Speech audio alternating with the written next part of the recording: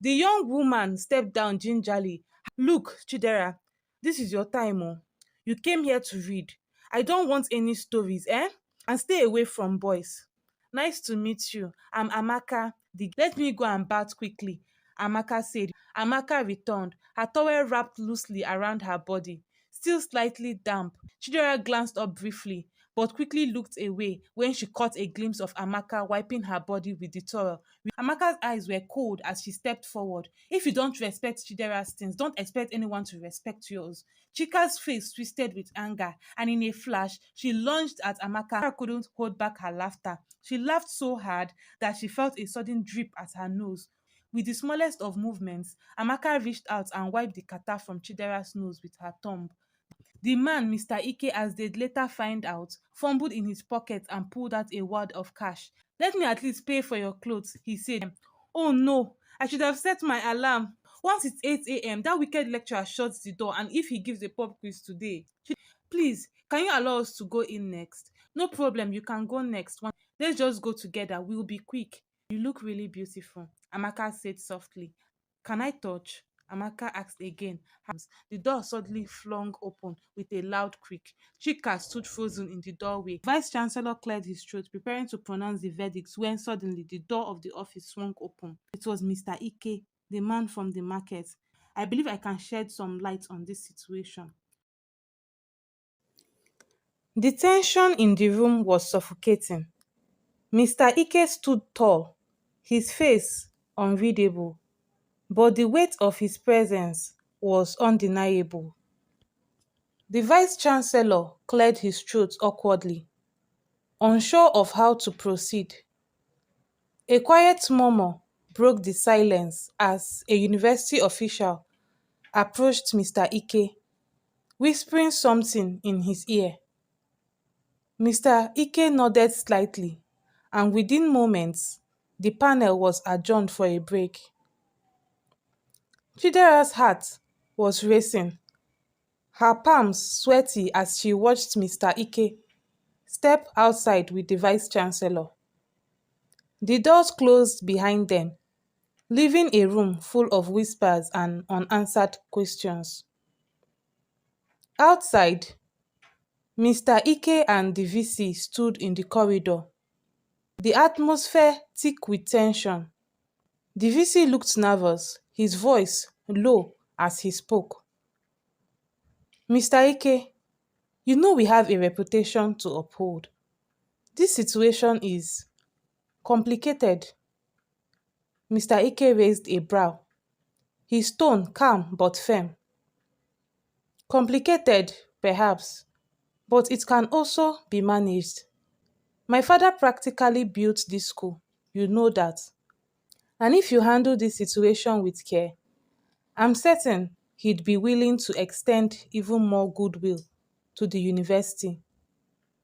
Let's not make this more difficult than it needs to be. The Vice Chancellor hesitated, glancing down at the floor. He knew what Mr. Ike was implying. A suspension, perhaps, but they can no longer stay in the hostels. That's non-negotiable. Mr. Ike gave a small approving nod. A fair compromise. Moments later, they returned to the room, the air even more charged than before. Chidera could barely breathe, her chest tight with anxiety. The Vice Chancellor sat down as he whispered with the other stakeholders. He cleared his throat once more and addressed the room. After careful consideration and discussion with the stakeholders, it has been decided that Chidera and Amaka will be suspended from the university for 2 weeks. During this time, and when they return, they are to vacate the school premises and are no longer permitted to live within the hostels. Chidera's stomach dropped. 2 weeks felt like a slap on the wrist compared to what she had been expecting. But the weight of leaving the hostel, leaving Amaka, felt far heavier. She glanced at Amaka, but neither said a word. Their mothers, however, exchanged looks. After the hearing, the girls returned to the hostel to pack their belongings, their mothers trailing behind. Chidera's mother was still wailing as they entered the room, collapsing onto the nearest bed. Her cries filled the room, thick with the same phrase on repeat. My daughter is not like this. My daughter isn't like this. She sobbed, holding her head in her hands. Amaka's mother, on the other hand, stood quietly, her face worn and tired. She sighed deeply, the exhaustion of it all settling into her bones. Chidera's mother shot her a glare. Your daughter must have influenced my daughter, she spat, her voice sharp, the bitterness palpable. She couldn't even look Amaka's mother in the eyes, her anger bubbling just beneath the surface. Amaka's mother said nothing, her silence louder than any retort. She simply shook her head, her eyes reflecting years of disappointment, not just with Amaka, but with the world around her. She knew that no words would change the outcome now. Amaka focused on packing, her movements deliberate, her face expressionless. But just as she was folding the last of her clothes, she stopped abruptly. I need to pee, she muttered, walking quickly out of the room. As soon as she left, the silence in the room was thick. Chidera continued packing her things, her mother's quiet sobs the only sound in the room. She folded her clothes with shaky hands, trying to keep her mind from spiraling further. But then Amaka's phone buzzed on the bed, lighting up with a message. Chidera instinctively glanced toward it, and what she saw made her stomach flip. Mr. Ike. His name was there, plain as day. A recent message from him appeared on the screen. You are welcome. Chidera blinked, her heart racing. Why does Amaka have Mr. Ike's contact? She sat frozen, her mind racing. Why had Amaka been in contact with him? And for how long? The question swelled in her head, the room suddenly feeling too small, too suffocating. She didn't know how to process this new revelation.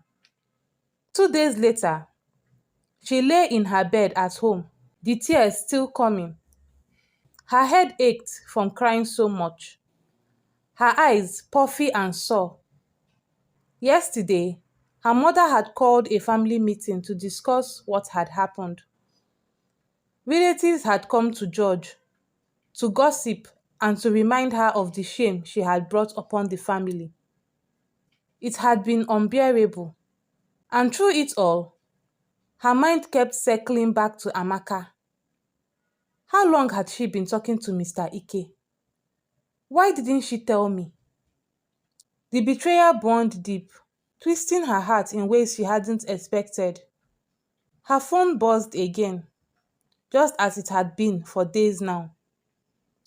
Amaka was trying to reach her, sending message after message. You are hurting me. Please pick up. Are you okay? Another message came in, followed by another missed call. Chidera looked at the phone, her breath shaky. She stared at the screen, her heart conflicted, unsure of what to do next. Should she answer? Should she confront Amaka? Or should she just let it go? The screen blinked again. Amaka calling. Chidera stared at the phone for what felt like an eternity, her finger hovering over the green button. Her heart raced and the knot in her stomach tightened. She didn't want to pick up, but she also couldn't ignore Amaka any longer. She pressed answer and held the phone to her ear. For a few seconds, neither of them spoke. The silence hung heavy between them, the weight of their unspoken words pressing down on Chidera's chest. She could hear Amaka breathing on the other end, the familiar sound, both comforting and terrifying at the same time. Finally, Amaka broke the silence, her voice soft and trembling. "What's wrong, Chidera? You know it really hurts me when we are like this." Her voice cracked just slightly, and Chidera felt her heart ache. She wasn't used to hearing Amaka sound vulnerable. Chidera swallowed hard, her voice shaky when she finally spoke. "You've been speaking with Mr. Ike. For how long?" Amaka sighed on the other end, the sound deep and exasperated. "Is that it?" "Chidera, you could have just asked me about it before getting so angry." There was a brief pause before Amaka continued, her voice steadier now. "We met in school a few weeks after the market incident. We are just friends, nothing more. You know I'm not into men. Why are you getting mad over this?" Chidera felt her chest tighten, the words stumbling out of her mouth before she could stop them. "Because I don't know why. Why didn't you tell me you met him again after the market?" The line went quiet for a moment, and when Amaka spoke again, her voice was softer, almost apologetic. "I didn't think it was that serious. Besides, we only talk on phone. I've never been to his house." Chidera's heart sank at those words. She blinked rapidly, trying to process what she had just heard. "So he's been asking you to come to his place," she thought, her mind racing with insecurities. "So he's been asking you to come to his place?" she asked quietly, her voice barely above a whisper. Amaka sighed, frustration creeping into her tone now. "Chidera, stop it. You are letting your insecurities get the better of you. He is a man. I'm not attracted to him. Is this what we are going to be doing now? Doubting each other?"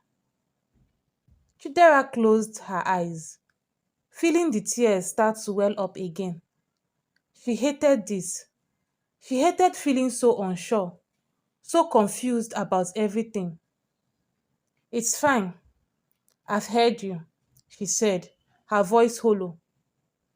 I just, I just need to sleep. We'll talk later." Amaka sighed on the other end, clearly not satisfied with how the conversation was going. "I'll call you tomorrow. We can hang out maybe. I can come to your area and we'll talk properly." Chidera shook her head, even though she knew Amaka couldn't see her. "I'd rather we don't," she whispered, her voice cracking with the weight of her words. She took a deep breath, knowing what she had to say next, but dreading it all the same. Maybe, maybe we should stop, take a break and analyze what we have for each other." The silence on the other end was deafening. Chidera could hear her own heartbeat in her ears as she waited for Amaka's response, but none came. For a few moments, Amaka said nothing, her silence louder than any words she could have spoken. Then, in a move that Chidera wasn't expecting, Amaka just ended the call. The line went dead.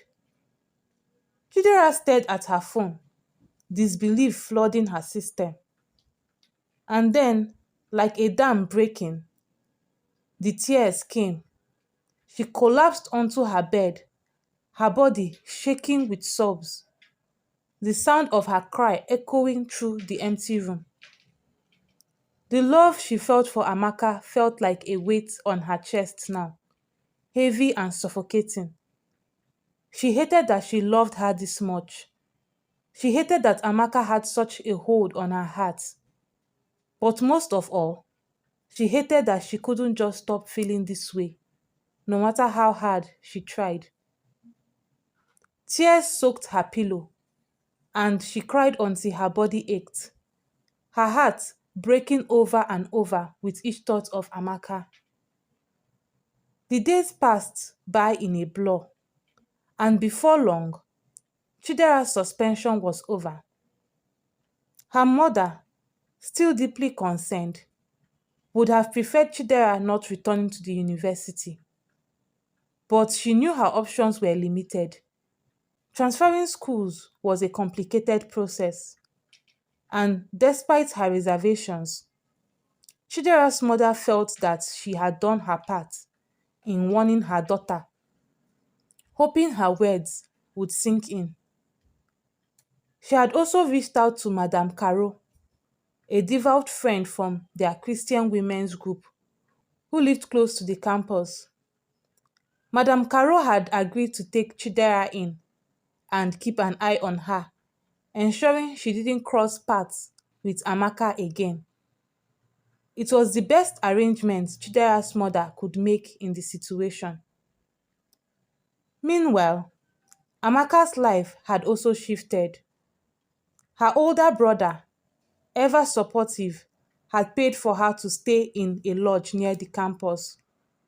She was happy. It wasn't as restrictive as staying in the hostel, and it gave her some space and freedom. Despite being in the same university, Chidera and Amaka had avoided each other like the plague. They no longer sat together in class or exchanged words. Since Amaka had abruptly ended the call after their last conversation, they had acted like strangers. It was almost as if they had never been a part of each other's lives.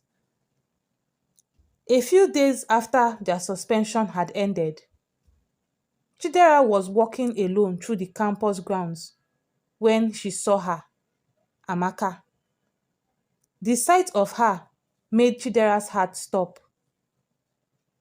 Butterflies erupted in her stomach and her pulse quickened, but she kept her face emotionless, her gaze fixed ahead. Amaka was walking alone too, her eyes straight ahead, showing no sign of acknowledging Chidera's presence. For a moment, it felt like they were worlds apart. But as they passed each other, something happened that neither of them expected. They both turned around at the exact same moment. Their eyes met, briefly, but it was enough. Chidera's heart pounded even harder. It was like a jolt in her system, the familiar rush of emotions flooding back all at once. She felt vulnerable, exposed, and yet she couldn't look away. But then, just as quickly as their eyes met, they both turned back around, their movements awkward and tense. Chidera's chest ached. Why did she turn? Why did I turn? The encounter left her reeling, her emotions a tangled mess. She hadn't expected Amaka to be so agreeable to the breakup when she had suggested the break. Part of her had wanted Amaka to fight for her, to prove that their connection was real. But now, she didn't know what to feel or how to approach her. In class the next day, Chidera found herself glancing at Amaka again. She couldn't help it. Amaka was still the same, focused, fast at taking down notes, seemingly unbothered. But something had changed. Amaka wasn't alone anymore.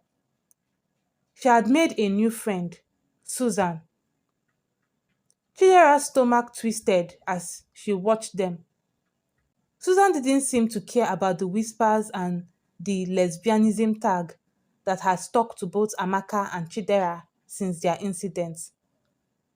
Most of the students kept their distance, only speaking to them when absolutely necessary.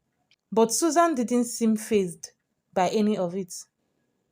In fact, Susan and Amaka seemed to be getting along quite well, too well, in Chidera's opinion. They laughed together, exchanged notes, and whispered during lectures. Chidera's heart sank further, especially when she noticed Susan's hand grazing Amaka's arm during one of their conversations. It was casual, subtle, but Chidera caught it, and it hurt. That same day, on her way out of campus, Chidera ran into Chika. She was standing with Sandra and a few of her other friends. As soon as they saw Chidera, the group, except Sandra, erupted into laughter. Chika was the loudest, her voice cutting through the air like a blade. Is she the one? One of the girls asked, her tone mocking. Yes, she's the one, Chika answered, a smirk playing on her lips. You really treated her, oh, the girl replied, laughing even harder. Chika's smile grew wider. Next time, they'll know not to joke with me. Imagine liking a fellow woman like you. Disgraceful. Their voices grew fainter as Chidera quickened her pace, her heart sinking lower with every word. By the time she reached the campus gate and boarded a keke napep to take her to Madame Caro's place, her eyes were already stinging with tears. As soon as she arrived at Madame Caro's, she rushed to the small visitor's room where she was staying. The tears she had been holding back finally broke free. She collapsed onto the bed, burying her face in her hands as sobs racked her body. I can't take this anymore. She reached for her phone, scrolling through her contacts, her heart aching with every picture and message from Amaka she came across. The memories were too painful, too fresh. With shaking hands, she began deleting everything. Amaka's contacts, their photos, the messages they had exchanged. It felt like cutting a piece of her heart out, but she knew she had to do it. Things had started to look up for Chidera after she made the difficult decision to delete Amaka's contacts and pictures. Without those constant reminders, it became easier for her to focus on herself and her studies. She no longer spent her nights staring at Amaka's photos, daydreaming about what could have been, or wrestling with the urge to call her whenever the loneliness hit. There was simply no way to reach out anymore. And though the emptiness still lingered, there was a sense of closure. She missed Amaka, of course. How could she not? But with each passing day, the pain dulled and life continued. Amaka, too, seemed to have moved on. Just the other day, Chidera had spotted her in Mr. Ike's car, Susan sitting behind them. The sight had sent a familiar pang of jealousy through her chest, but she quickly pushed it down. Let her go, she told herself. Focus on your studies. Maybe it's time to move on. maybe make some male friends. She had even entertained the idea of getting intimate with a man, wondering if that was what she needed to quiet the confusion inside her. Amaka had once told her that she had discovered her sexuality back in secondary school and had already been with two other girls before her, as well as a man. She had the experience. I don't have any experience, Chidera thought to herself often, the feeling of inadequacy creeping in. This internal conflict continued throughout the year, and it seemed as though both of them had successfully moved on. At least, that was until one fateful day. It was a Saturday evening around 7 p.m. Chidera had spent the day at the campus library, studying for the upcoming faculty exams set to begin on Monday. Exhausted from a long day of cramming, she had gathered her things and was preparing to leave. Madame Caro had already called her several times, urging her to come home before it got too late. She boarded a keke napep, settling into the back seat with a sigh of relief, her body drained from studying. She pulled out her phone and began scrolling, not paying much attention to her surroundings. The keke had barely gone a few meters when it stopped again to pick up another passenger by the roadside. Chidera, engrossed in her phone, didn't bother looking up. But the moment the passenger sat down, she froze. The familiar scent of citrus filled the air, and before she could turn her head, she knew who it was. Slowly, she glanced to her side, and her heart skipped a beat. It was Amaka. Their eyes locked immediately, and the atmosphere in the keke changed. The air felt charged, like there was electricity buzzing between them.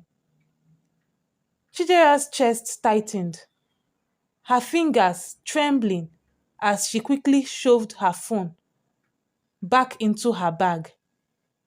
She looked straight ahead, trying to calm the sudden rush of emotions.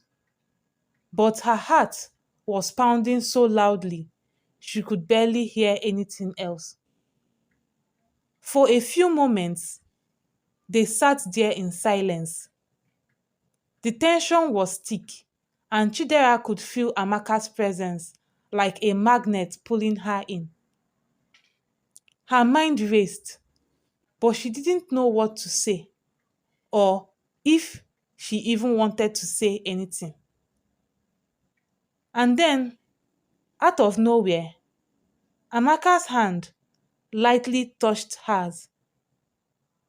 Chidera froze, her breath catching in her throat. She didn't move, didn't say a word. She just sat there, feeling the warmth of Amaka's hand on hers. Amaka gently squeezed her hand, and before Chidera could react, she leaned in close, her breath warm against Chidera's ear.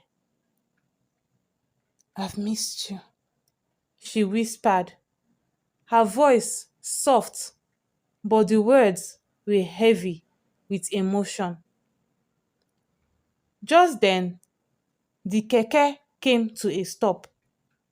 They had reached Amaka's place. Amaka stepped out and paid the driver, her eyes lingering on Chidera for a brief moment. The driver was about to continue on his route when suddenly Chidera blurted out, "Driver, I'm stopping here."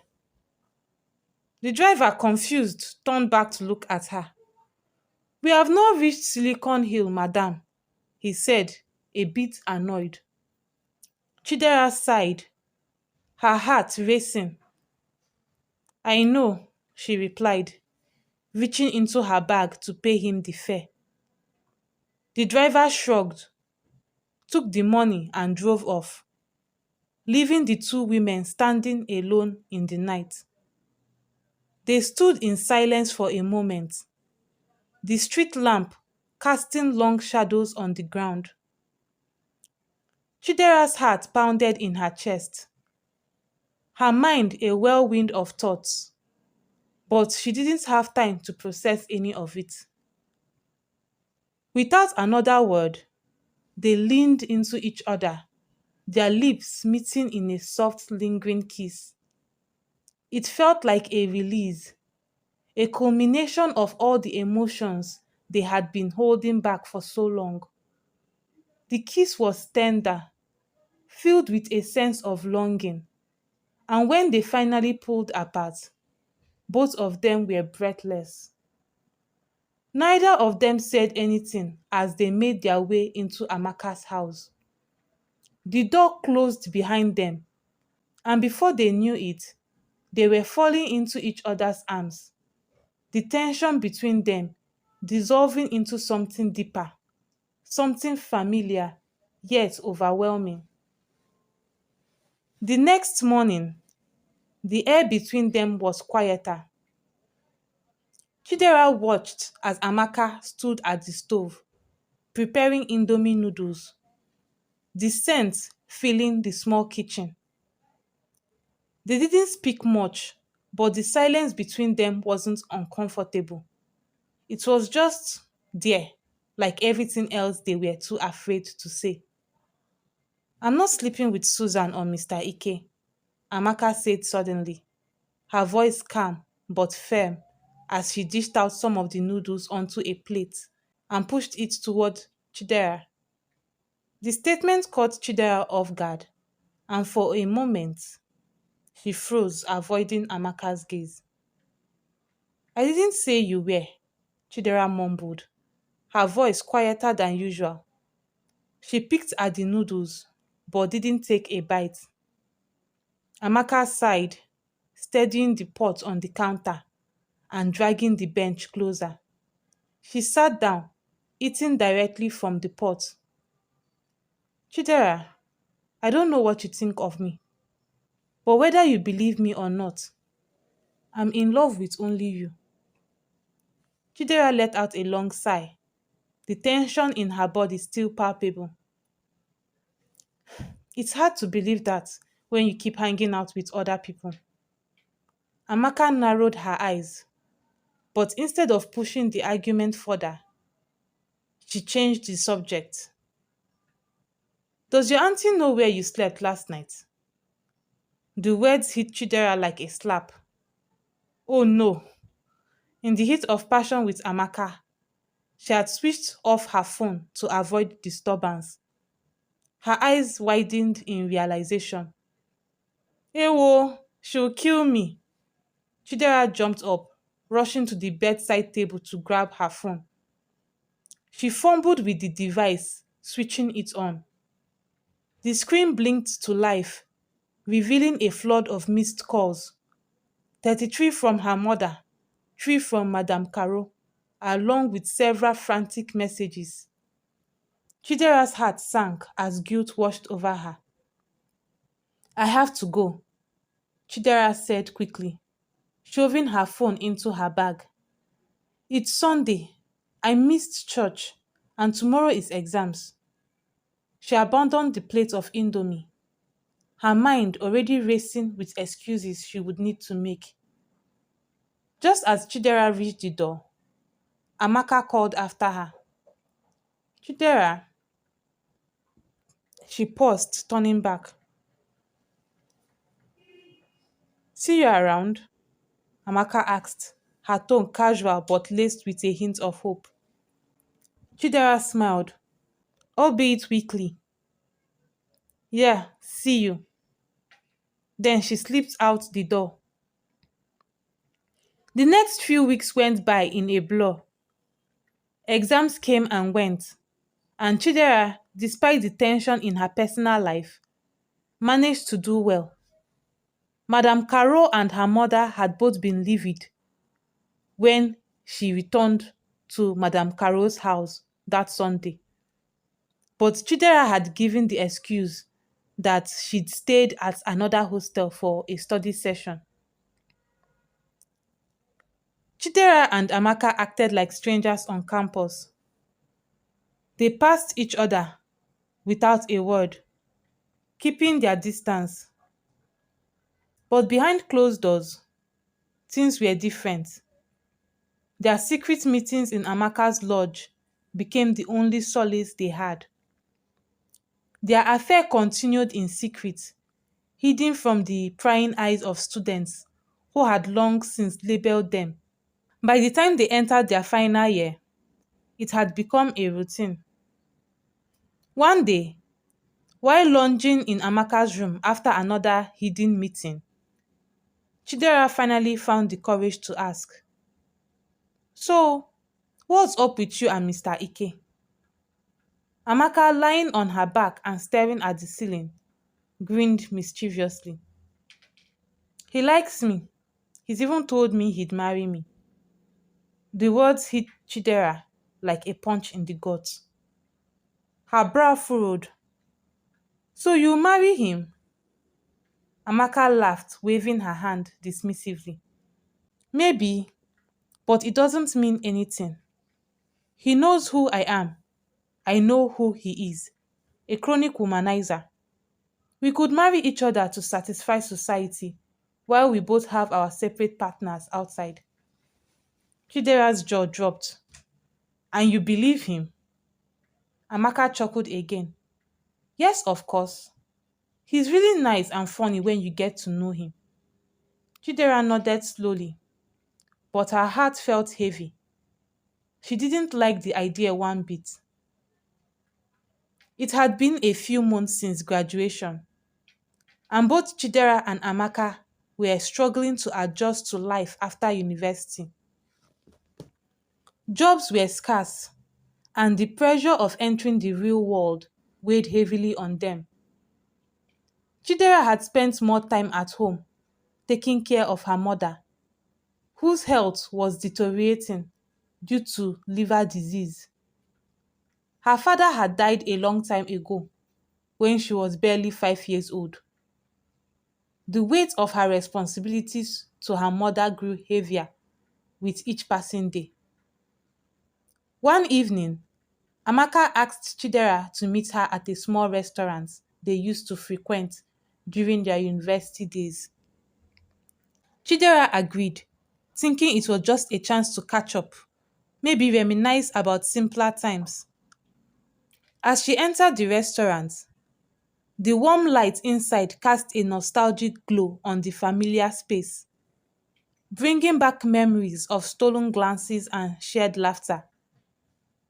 Amaka was already seated at a corner table, her eyes lighting up as soon as she saw Chidera approach. They exchanged a brief smile, though there was an underlying tension in the air, something unsaid lingering between them. They ordered their usual meals, but the conversation was tilted. Chidera could feel the shift, but she couldn't put a finger on what it was. She wasn't prepared for what Amaka said next. "Marry me," Amaka blurted out suddenly, her eyes locking onto Chidera's with a mix of hope and fear. "Let's leave here. Go somewhere we can be free to love each other." Chidera blinked, stunned.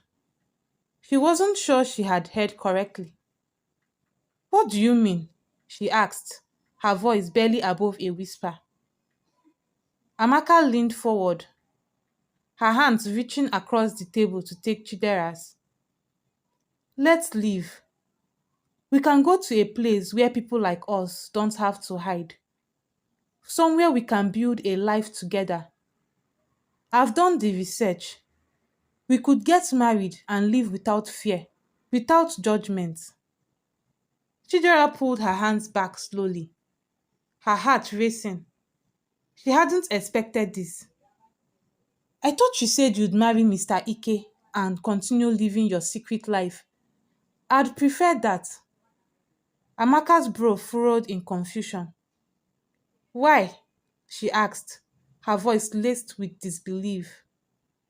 Chidera looked down at her hands, her mind racing.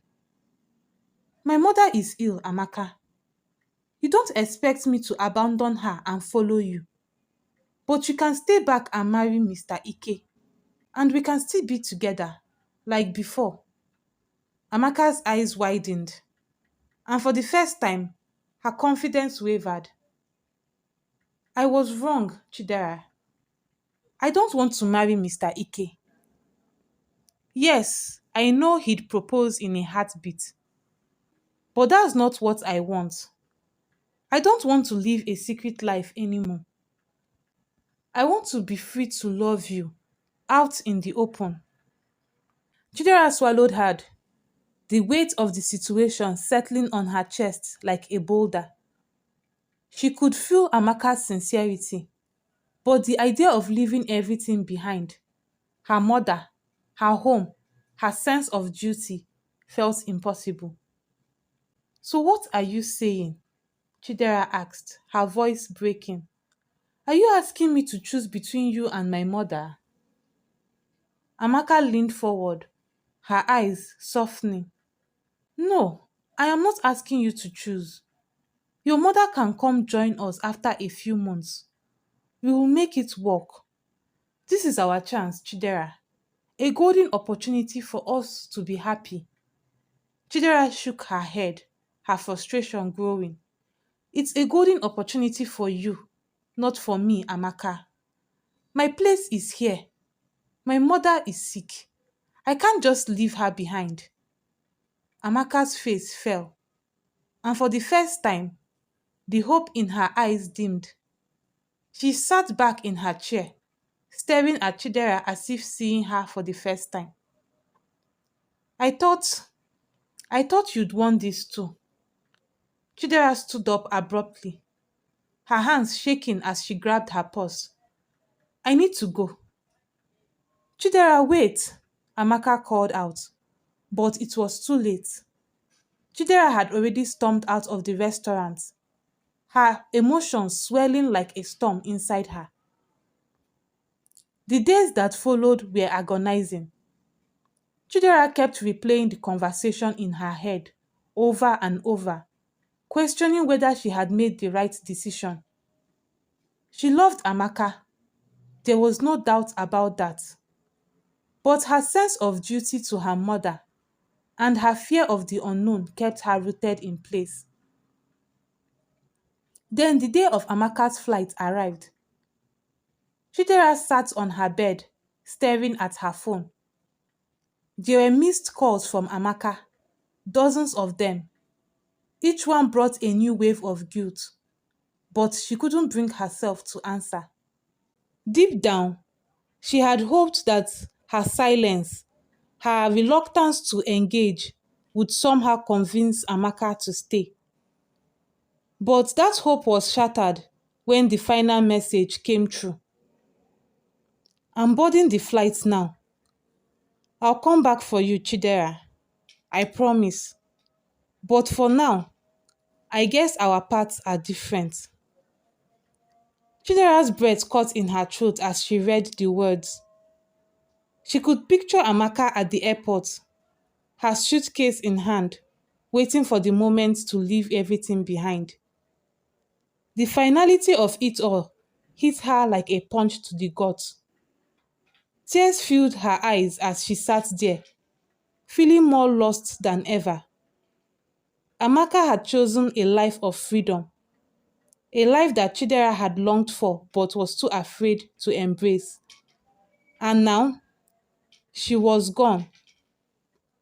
Chidera stared at her phone, her vision blurred by tears. The silence in the room was deafening, her thoughts a chaotic whirlwind. She had never imagined it would end like this. Amaka leaving, and her staying behind, caught between love and duty.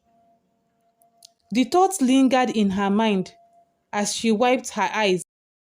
Would Amaka really come back? Or would she embrace this new chapter in her life abroad, forgetting Chidera?